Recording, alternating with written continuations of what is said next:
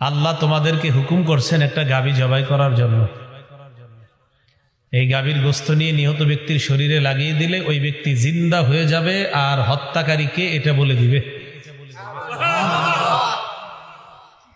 তো যখন বলছে একটা গাভী জবাই করতে বলছে আল্লাহ,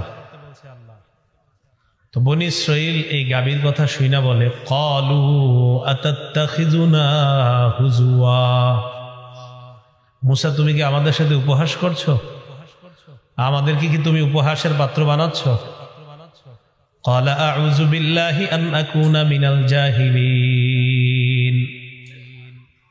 মুসা আলাইহিস সালাতু ওয়াস সালাম বললেন, আমি আল্লাহর কাছে পানাহ চাই জাহেলদের অন্তর্ভুক্ত হওয়া থেকে, মূর্খদের অন্তর্ভুক্ত হওয়া থেকে। আল্লাহর বিধান নিয়ে কোনো নবী কখনো উপহাস করতে পারে না। আল্লাহ বলছেন তোমাদেরকে গাভী জবাই করতে, তোমরা গাভী জবাই করো। তো এই কথা বলার পর ক্বালু উদউ লানা রাব্বাকা ইউবায়্যিন লানা মা হিয়া। মুসা তুমি আল্লাহর কাছে একটু দোয়া করে বলো, জিজ্ঞাসা করো মা হিয়া, এই গাভীটা দেখতে কেমন। দেখেন আল্লাহ তাআলা বলছে একটা গাভী জবাই করতে, বাস জবাই করে ফেললেই হতো। তো তারা প্রশ্ন করলো, মুসা আল্লাহকে তুমি আহ্বান করে বলো মা হিয়া, এটা দেখতে কেমন হবে। তো আল্লাহ পাক রব্বুল আলামিনের কাছে মুসা আলাইহিস সালাতু ওয়াস সালাম দোয়া করলেন। মুসা আলাইহিস সালাতু ওয়াস সালামকে আল্লাহ জানায় দিলেন গাভী কেমন হবে। তো মুসা নবী বললেন যে আল্লাহ পাক রব্বুল আলামিন তোমাদেরকে বলছেন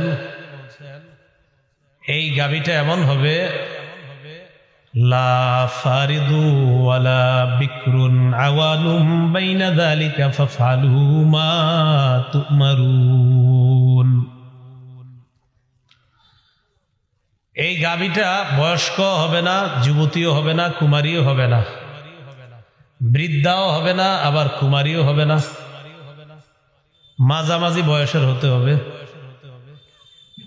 তো দেখেন এরকম একটা গাভী জবাই করলেও হয়ে যায়। এবার আবার প্রশ্ন করছে, ক্বালু উদউ লানা রাব্বাকা ইউবায়্যিন লানা মা লাউনুহা।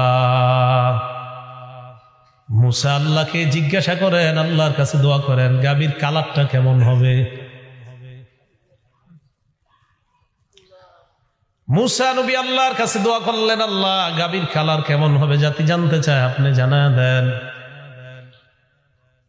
قال إنه يقول إنها بقرة صفراء فاقع لونها تسر الناظرين। মুসা নবী বললেন, আল্লাহর কাছে দোয়া করেছি, আল্লাহ জানিয়ে দিলেন